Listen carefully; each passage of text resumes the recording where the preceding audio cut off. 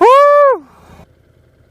Ladies and gentlemen, it's 187. Let's talk about a camera feature that every subscriber here has seen me using. It has helped me quickly and efficiently produce videos for this channel, and I've rarely heard people talking about it, which tells me not too many people are familiar with it. It's a feature that, in my experience with action cameras, only Drift does right, and as you've probably picked up from the title of this video, it's regarding the tagging feature. So what you do is you pick a tagging interval, let's say 1 minute, and you start recording. From there, the camera will continuously remember the last 1 minute of footage. Now if you see something happen or you're involved in an incident, just hit the tag button. The camera will save the last 1 minute of footage and continue recording for an extra 30 seconds as a type of cooling off period. Before this feature existed, I used to have to record my whole journey, and when I got home I'd have to scan through an hour worth of footage just to find interesting clips for YouTube.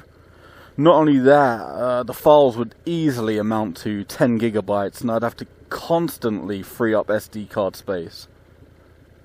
You see, with the tag-in mode, the only videos on your SD card are the 1 minute 30-second clips of what you want. It's what you press the button on. So with a 64 gigabyte SD card, I could go through a month without clearing, because I mean, each of the clips are around 300 megabytes. So why does Drift do it right? So GoPro and many of the other cameras like it have a loop record feature, and in my opinion it's implemented in the most annoying way possible. So like, example, the minimum time you can set on the GoPro is 5 minutes, whereas Drift allows you to dial it down to 10 seconds. I do not want a 5-minute tag. I'm perfectly happy setting mine to 1 minute. That's more than enough for me. The other thing is, the GoPro and the others like it, the Chinese knockoff action cameras, they create 5 1-minute files, and you have to stitch them together in your video editor.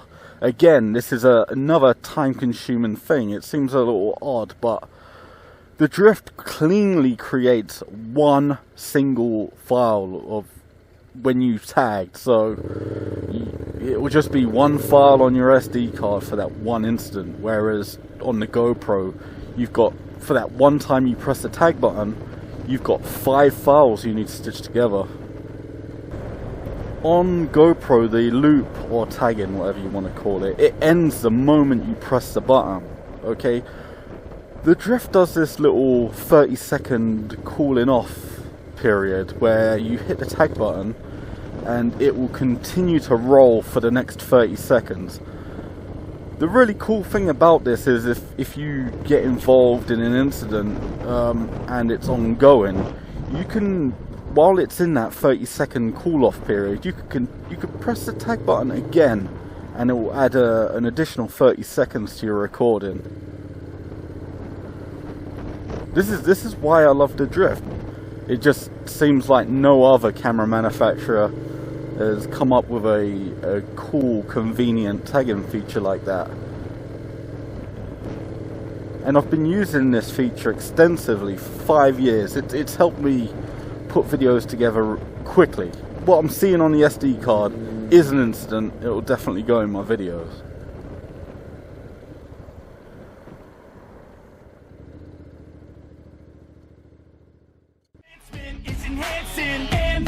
Expansions like a mansion. The roof comes up till the lights go out, till my legs give out.